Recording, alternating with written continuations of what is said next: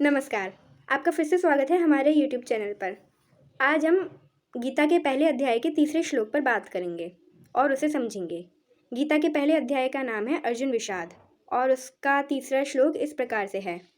दुर्योधन उवाच पश्यतां पाण्डुपुत्राणाचार्यं महतीं च मम व्यूढं द्रुपदपुत्रेण तव शिक्षेण धीमता। अनुवाद। हे आचार्य, दुर्योधन कहते हैं, हे आचार्य, पांडवों की विशाल सेना को देखिए। इसकी रचना आपके बुद्धिमान शिष्य द्रुपद के पुत्र ने बड़ी कौशल से की है।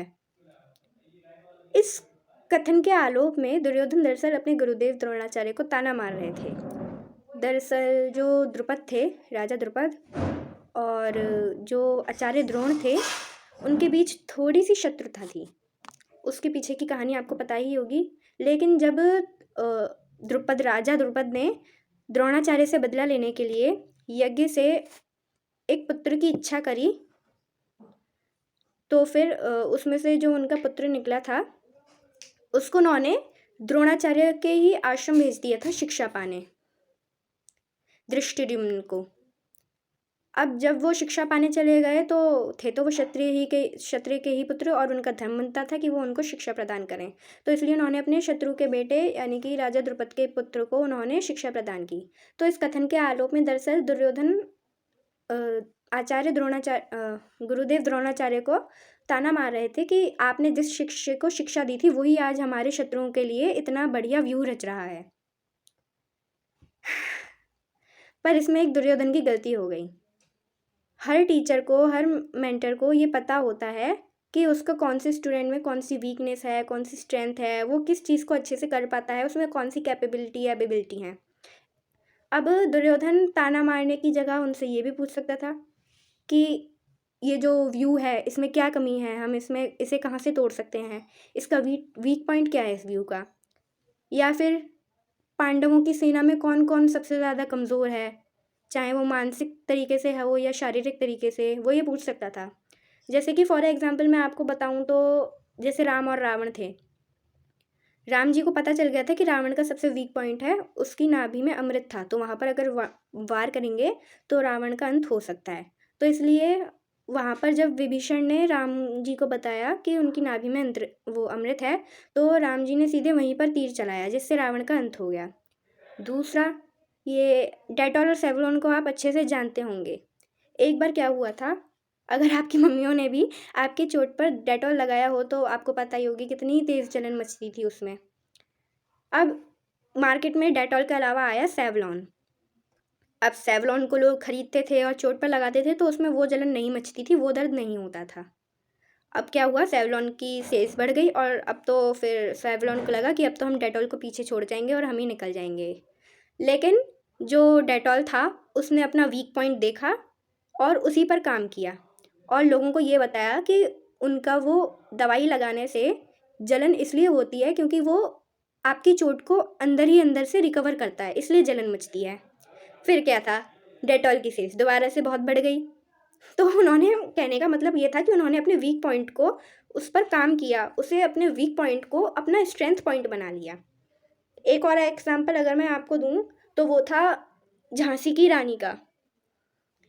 जो झांसी के राजा थे यानी कि गंगाधर राव जी, उनके छोटे भाई, जो कि ब्रिटिशर्स के संग जाकर मिल गए थे।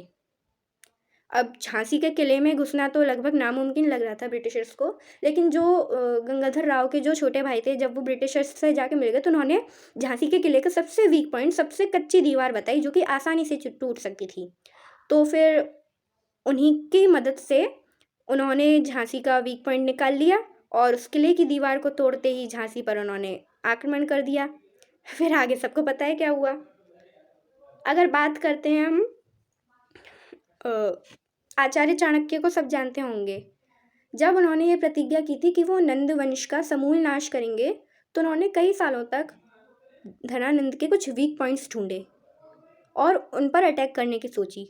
और हम सभी जानते हैं कि जब चंद्रगुप्त मौर्य को अच्छे से ट्रेन कर दिया आचार्य चाणक्य ने, तो उन्होंने धनानंद के उन्हीं वीक पॉइंट्स पर अटैक करते करते करते करते उसे इतना कमज़ोर बना दिया कि एक दिन उसके वंश को बिल्कुल मिटा दिया और नंद वंश की जगह मौर्य वंश की स्थापना कर दी। ये सिर्फ कंपटीशंस या फिर युद्ध में ही नहीं है। मैंने पहले भी आपको बताया था कि गीता का हर श्लोक या हर कोई भी इसमें जो जानकारी दी हुई है, वो हमारे आसपास जो परिस्थितियाँ घटती हैं उनके ऊपर भी लागू होती है। जैसे कि आप स्टडी को ही ले लो, आप मान लीजिए सारे सब्जेक्ट्स में अच्छे हैं, लेकिन अगर आपके एक सब्जेक्ट में आप थोड़े वीक हैं, तो टेंशन लेने की ज़रूरत नहीं है। आप जिन सब्जेक्ट्स में मज़बूत हैं, उनकी तो स्ट्रेंथ बढ़ाते जाइए, लेकिन जिस सब्जेक्ट में आप वीक हैं, तो उसके वीक पॉइंट को हटा दीजिए। यानी कि उस सब्जेक्ट पर भी थोड़ी-सी और स्टडी करिए, उसे थोड़ा बेहतर बनाइए। इतना बना दीजिए कि आपके पास कोई वीक पॉइंट ना रहे। तो इस श्लोक से हमें यही सिखाना चाह रहे हैं कि बजाय ताना मारने के या अपनी परिस्थिति की शिकायत करने के, हम उस पर थोड़ा गौर दें, उसके वीक पॉइंट्स और स्ट्रेंथ पॉइंट्स को देखें, उन पर काम करें, तो बहुत कुछ हासिल हो सकता है। यही दुर्योधन की कमी रह गई थी। वो चाहता तो आचार्य द्रोण से पूछ सकता था कि क्या कमी है धृष्टद्युम्न में, धृष्टद्युम्न की क्या वीकनेस है, या फिर उसके व्यूह में कौन सी कमी रह गई है जिसे हम तोड़कर जा सकते हैं, या फिर पांडवों की सेना में कौन कौन है जो ज़्यादा कमज़ोर है, या फिर कौन कौन है जो अपनी तरफ आ सकता है अगर हम थोड़ा उसे लालच दें या कुछ करें तो। पर नहीं, उन्होंने पूछने की जगह उन्हें ताना मारा। तो मतलब कहने का मतलब ये था कि इस श्लोक से हमें यही सीख मिल रही है कि अपने वीक पॉइंट को एक तो हटा लें, अपने अंदर कोई वीक पॉइंट छोड़ें नहीं, अपनी स्ट्रेंथ को काफ़ी बढ़ाएं। और अगर कंपटीशन में कोई सामने वाला है, ये बिजनेस में भी होता है, अगर कोई सामने वाला है तो फिर उसका वीक पॉइंट ढूंढ कर कैसे उसे रास्ते से हटाया जाए। रास्ते से हटाया जाएगा मतलब ये था कि कंपटीशन में उससे आगे कैसे निकलें। जैसे कि मैंने एग्जांपल दिया था सेवलॉन और डेटॉल का, कैसे सेवलॉन ने डेटॉल की वीक पॉइंट को ढूंढा और उस चीज़ पर काम करके अपनी जो उसने दवाई मार्केट में लाया था, उसमें वो चीज़ नहीं थी, तो इसलिए उसकी सेल्स बढ़ी।